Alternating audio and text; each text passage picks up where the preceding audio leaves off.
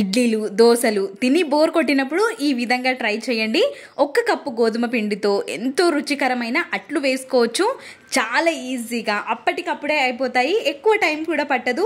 చూస్తుంటేనే నోట్లో వాటర్ వస్తున్నాయి కదా, ఇంకెందుకు ఆలస్యం, ట్రై చేయండి. మీకు కూడా తప్పకుండా నచ్చుతుంది. నా ఛానల్ని ఇంకా ఎవరైనా సబ్స్క్రైబ్ చేసుకొని వాళ్ళు ఉంటే సబ్స్క్రైబ్ చేసుకోండి. ఇంకా ప్రాసెస్లోకి వెళ్ళిపోదాం. ఒక గిన్నెని తీసుకొని అందులోకి 1 కప్పు వరకు గోధుమ పిండిని తీసుకోవాలి. ఏ కప్పుతో అయితే మనం గోధుమ పిండి తీసుకుంటామో అదే కప్పుతో 1/2 కప్పు వరకు రవ్వని, రుచికి సరిపడ ఉప్పుని, 1/2 కప్పు వరకు పెరుగుని తీసుకోవాలి. 1 కప్పు వరకు వాటర్ని కూడా యాడ్ చేసుకొని విస్కర్తో ఈ విధంగా కంటిన్యూస్గా 2 మినిట్స్ పాటైన పిండిని కలుపుకోవాలి. పిండి కొంచెం గట్టిగా ఉంది కాబట్టి ఇంకొక 1/2 కప్పు వరకు వాటర్ని యాడ్ చేసుకొని ఈ విధంగానే పిండిని మనం కలుపుతూనే ఉండాలి. మంచిగా కొంచెం లూజ్ కన్సిస్టెన్సీ ఉండే విధంగా ఉన్నప్పుడు ఇప్పుడు ఇందులోకి ఒక 1/2 కప్పు వరకు చక్కెరని యాడ్ చేసుకోవాలి. చక్కెర యాడ్ చేసుకోవడం వల్ల మనకి స్వీట్నెస్ ఏమీ అంతగా అనిపించదు, కానీ దోశలకి కలర్ అనేది చాలా బాగా కనిపిస్తూ ఉంటుంది. కాబట్టి మూతని కవర్ చేసుకొని ఒక 15 నిమిషాల పాటు పక్కన ఉంచుకోవాలి.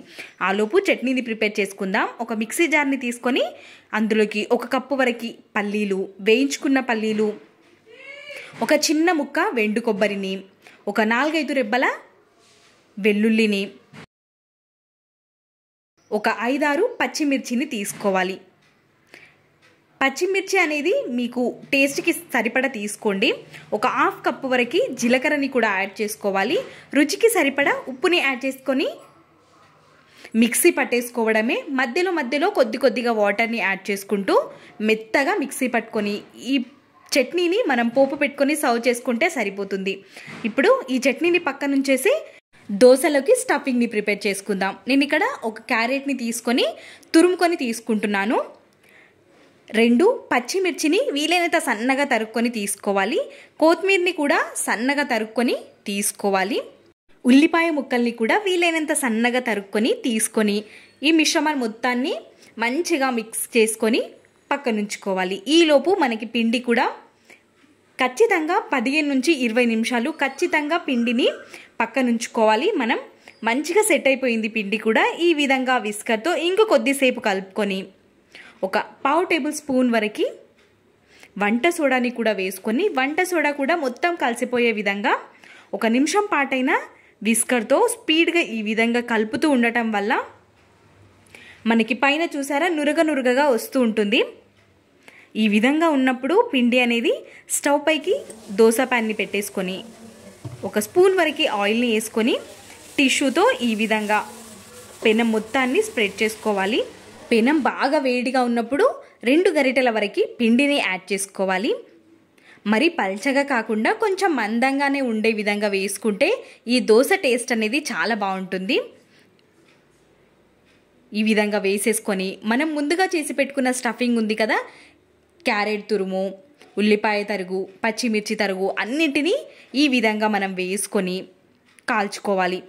మీడియం ఫ్లేమ్లో పెట్టుకొని కాల్చుకుంటేనే మనకి మంచిగా కాలుతుంది. గోధుమ పిండి వేసాము కాబట్టి కొంచెం టైం పడుతుంది కాలడానికి, కాబట్టి మీడియం ఫ్లేమ్లో పెట్టుకొని మనం ప్యాన్ని అటు ఇటు తిప్పుతూ దోశనంతటిని కాల్చుకోవాలి.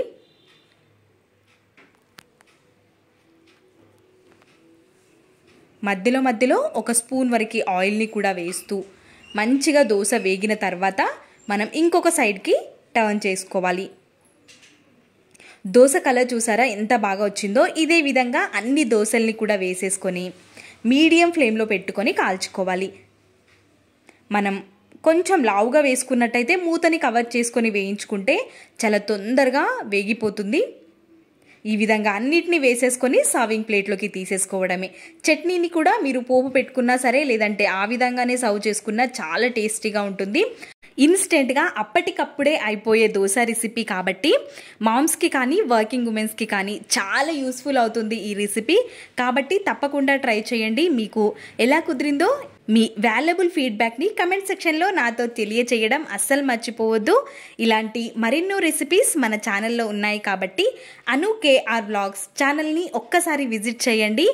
మా ఛానల్లో ఉన్న రెసిపీస్ మీకు కూడా ఖచ్చితంగా నచ్చుతాయి.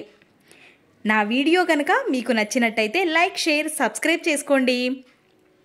సబ్స్క్రైబ్ పక్కన ఉన్న గంట సింబల్ని క్లిక్ చేయడం వల్ల నా వీడియోస్ మీకే ముందుగా వస్తాయి. Thanks for watching.